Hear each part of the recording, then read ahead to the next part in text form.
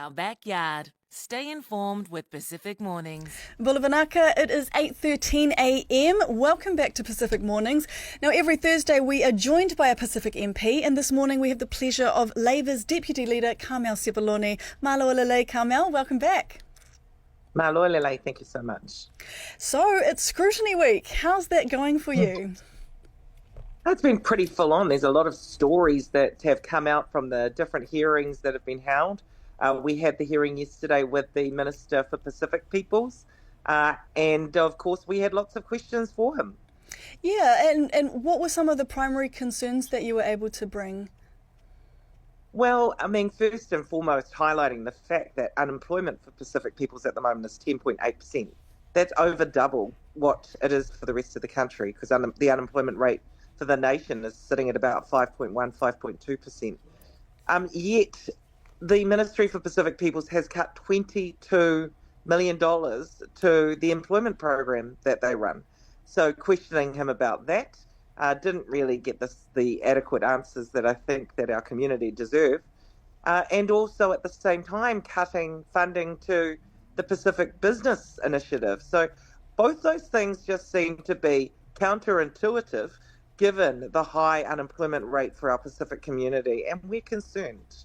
Yeah, absolutely. Now, earlier in the week, there was a build-up of frustration to the point of swearing from Ginny Anderson. Do we need to resort to that to, have these kind of discussions and disagreements? I think it was Deborah Russell that was caught swearing in a select committee. It's not the ideal behaviour, and I think that Deborah has expressed remorse for doing that.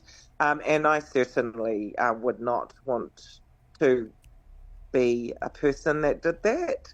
I think it is important that we exercise professionalism. Occasionally, though, things get heated. These are very emotive conversations, and politicians care deeply about what they stand for and what they came into Parliament to do.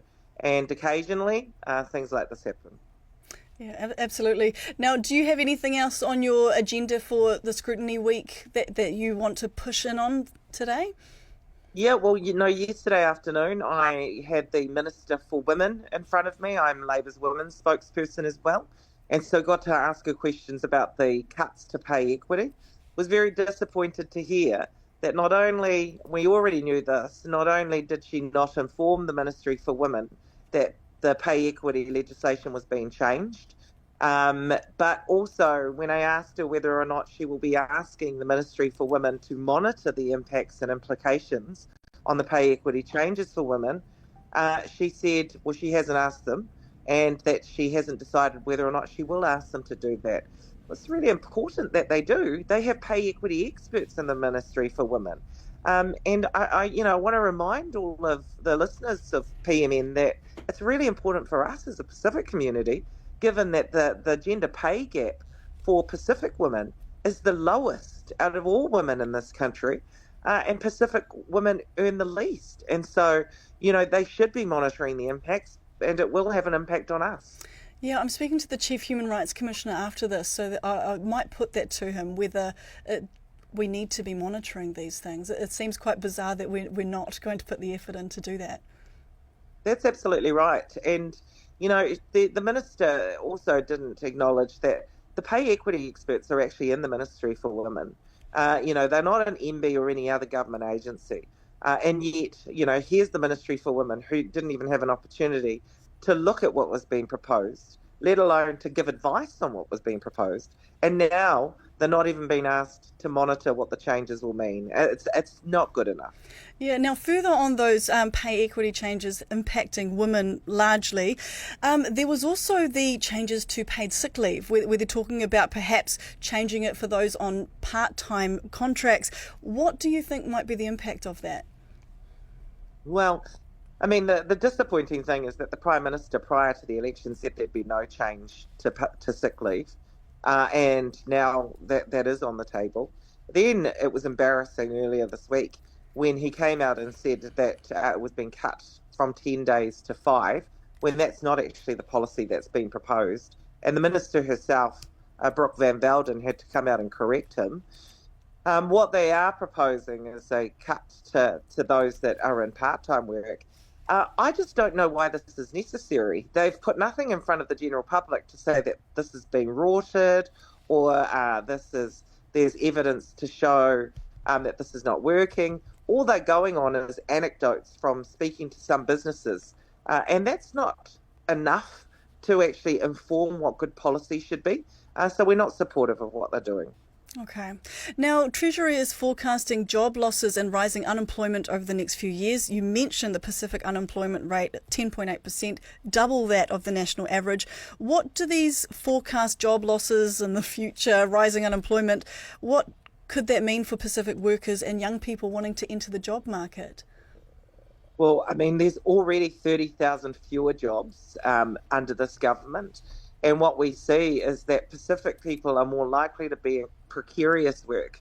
And so when the economy is not doing well, when the labour market is not doing well and the jobs aren't there, it's sadly our people that often are the first ones to lose their jobs. So yes, the unemployment rate for New Zealand is 5.1 or 5.2%. For Pacific, already it's at 10.8. So it puts us at risk. It puts our abilities to be able to provide for our families, to be able to put food on the table, to keep that roof over our heads at risk. And so you can sadly guarantee that if jobs are going to be lost, we're going to be the first ones in line for losing them. And so this is not good enough. And the government need to be sitting up and paying attention to what's going on and doing something to ensure that we're retaining the jobs we have and creating more. Yeah, now working for families was a big policy from the Labour government, and so the coalition mentioned that there's going to be a $7 a week top up, but that won't happen until April 2026. What do you think about that? It is abysmal, actually. All of us know that now it doesn't even buy a block of butter. $7 does not buy a block of butter. And on one hand, they're giving the $7, but on the other hand, they've cut the pay equity, and so women will be earning less effectively because those claims are not going to go forward. And they've also cut things like the free public transport for children and half price for young people that were put in place. They cut the free prescriptions. So on one hand giving $7, but on the other hand they've taken much, much, much more away. And so people are actually worse off, not better off, even with a $7 a week increase. Woohoo. Yeah, not much to celebrate there. Now, there's the new Employment Relations Bill, but union leaders are saying this strips protections from new workers. Are you concerned that Pacific workers, quite often in some of these casual and frontline roles, will be worse impacted? Absolutely. It's always us that are worse impacted. Not only are we in precarious work, but often, not necessarily empowered to be able to challenge what the boss might be saying or, what might be happening in the workplace. And so, all of these things have a huge impact on our Pacific workers and make our workers more vulnerable in the workplace. That's not what we want. Oh, gosh, I'm jumping around here, but please stay with me. Frontline providers say more families are sleeping rough due to changes in emergency housing access. What do you say to Pacific families facing homelessness or being turned away from support? Well, this is another result of this government's policy. They said they were going to reduce the number of people in emergency accommodation, but with no plan for where they'd go. And Tama Pōtaka and his government still won't accept that the increase in homelessness, the increase in people rough sleeping, is a direct result of the target they put in place and the policy that they introduced. In terms of what our people can do, the demand on our social services is so high, but our social services, MSD, still have to be the first port of call, and we can only hope that they'll be able to provide the level of support that our whānau need. Yeah, and I spoke earlier with a Aotearoa University researcher who'd looked into the links between youth crime outcomes and their access to emergency housing versus more longer term public housing, and saying that that just wasn't there. But the scope of when this research was done was 2016 to 2022, and even then it was looking bad. What do you think this? What do you say to our Pacific youth who might be left out of emergency housing now? This is of high concern, and this is where, unfortunately, with the government letting us down, we're reliant on those social services, and we're reliant on our community to attempt to try and look after each other. And I don't have the answers from opposition in terms of what any alternatives might be.